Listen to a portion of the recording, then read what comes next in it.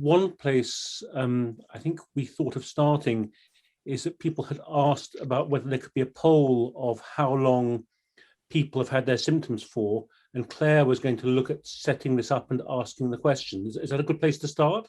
Yep, I think we've got a poll ready to launch. Yeah. So you should see on your screens a poll about the duration of your long COVID symptoms. So it'd be fantastic if anyone who has got long COVID would answer that question. So how long have the symptoms lasted? Is that up to a month, up to 3 months, 6 months, up to a year, or already more than a year? So anyone who has long COVID or has had, please do answer that poll now. Should be able to see the results now. Danny, can you see them on the screen? Yes, so I think people can see, so we've got a spread where the largest groups are the more than 1 year group at 30% and the up to 6 months group at 32%. So are we going to our main Q&A now for this session? Marianne, did you want to select some questions or do you want me to?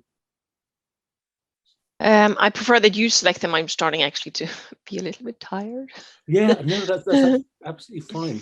So I thought that one of the questions that's come up recently in the chat that's of interest is that we've got many countries represented here and many different states of play in terms of long COVID clinics and clinical care.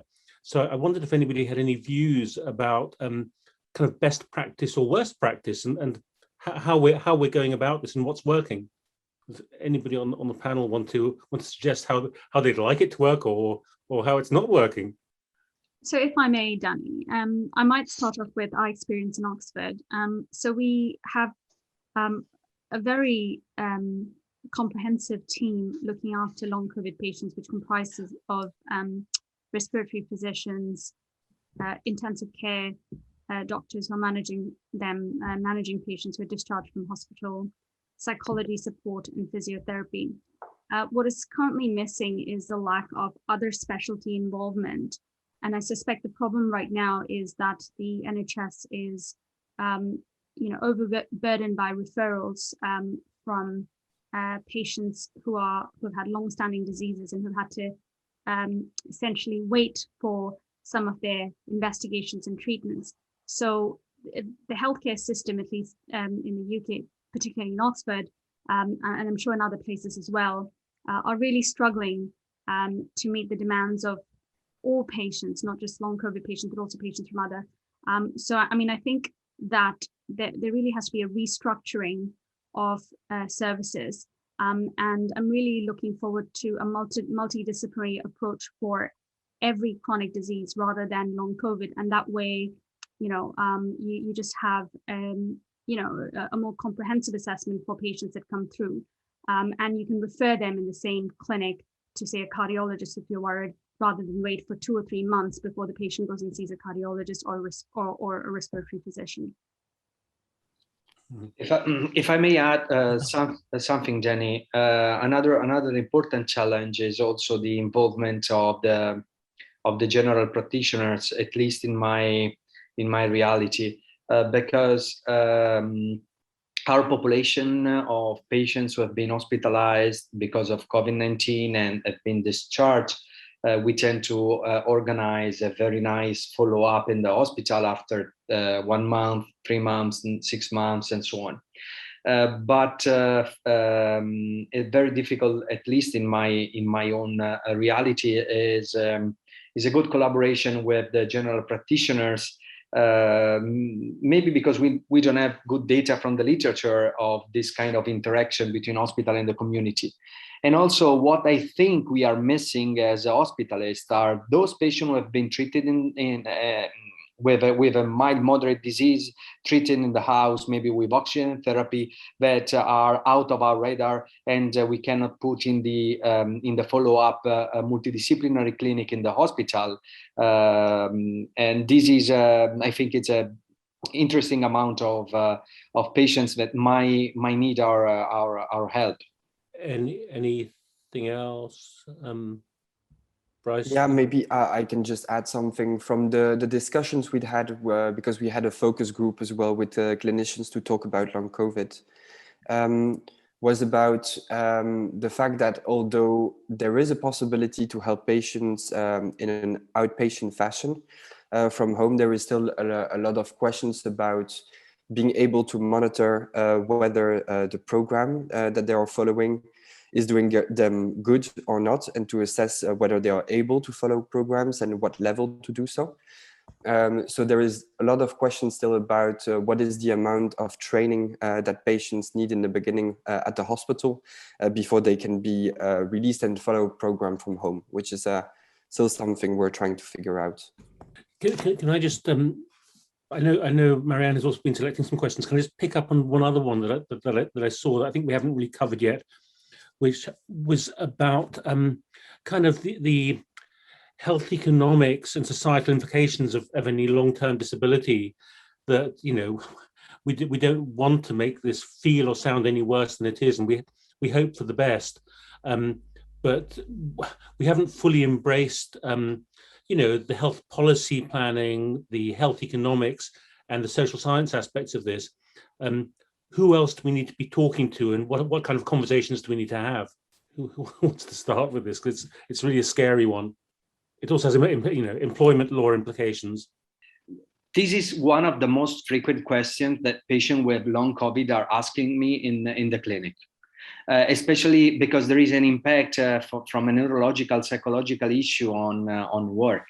So, we don't have a clear law in Italy, at least in Italy, in my region, about that. And it's really tough for us to put together a letter because also the evidence is not so strong in terms of guidelines that we can really push strongly in the letter. You as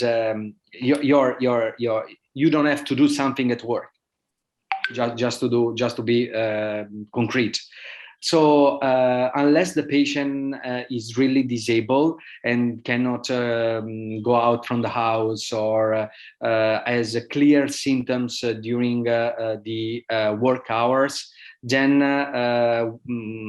we don't know what to do actually as a physicians, because we are not supported by the local and national law. To chip in my bit, I think this is one of the areas where we really need international agreements and international standards, because we can't all reinvent this wheel, you know, and people in all different countries have the same requirements and the same rights, and we kind of need to start off in the same place to try and agree this. I think the other problem, Danny, is that the whole concept of diagnosis of COVID and long COVID. So, you know, that opens another can of worms, because, you know, there are employers that says, did you have a positive PCR test, or did you have a positive antibody test? And then, you know, we know that the antibody levels don't last for long, and, you know, in some people. And so, yeah, it is a really difficult question. And I think probably one that even the health minister is going to struggle to answer. Yeah, so I think there's work for us all to do to try and push the agenda, you know, nationally and internationally.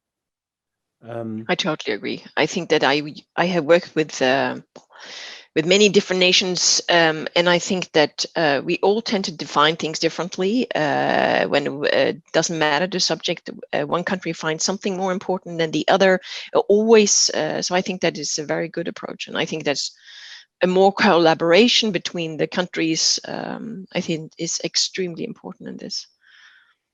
And again, I think it's another area where we need such strong collaboration between the patient groups and the researchers and the clinicians, because it takes quite a lot of courage actually to, you know, to stand up, you know, to employer groups and you know, and stake your case. So I can see we have a lot about a range of different symptoms. Would anybody like to comment about? I can see questions coming up about long COVID in children that we haven't really discussed, which is, you know, I think a very large group. And for example, in the UK, where I'm speaking from, a very hot topic at the moment, because we seem to be drifting towards a policy that it's okay to let COVID just rip through schools because children don't really matter and aren't affected. And And, it's become a very active debate in this country. So I'd be interested to hear opinions. I think we agree that notwithstanding the caveats about a higher risk in older people, I think we all agree that long COVID is a real thing across the life course in all ages that get infected by SARS-CoV-2. So if you, I'm not a pediatrician, Danny, but I can comment a little bit. So to me, let me tell you something general. So since children appear to be less at risk of severe COVID-19 in comparison to adults, there might be the feeling that they could receive less attention from physicians and researchers because of this. However, we know that if we take a look at the literature, the MIS or PIMS, which is the syndrome I talked to you a few minutes ago, is present and it's a reality. Usually, it appears 2-6 weeks after the infection. There is a plethora of symptoms with persistent fever, mainly GI syndrome, also conjunctivitis or even headaches, and usually they improve. So all these symptoms tend to disappear in few weeks. However, after in some children, it seems that after weeks or even months after the diagnosis of COVID-19, they also have a long COVID. Okay, so it would be great to know if, from a pediatrician point of view, how is the comparison between the long COVID clinic we have in our adult patients and what they are doing in children. I'm not doing that practically every day, but I collaborate in some sense with our pediatricians. And the way to think is pretty much the same in terms of the lung. So pulmonary function test, lung ultrasounds, more density scan in order to evaluate the pulmonary involvement. Then they have a big expertise in inflammation, in systemic inflammation, and in all the long-term inflammatory complication that children might have. We don't have as a pulmonologist of the adults.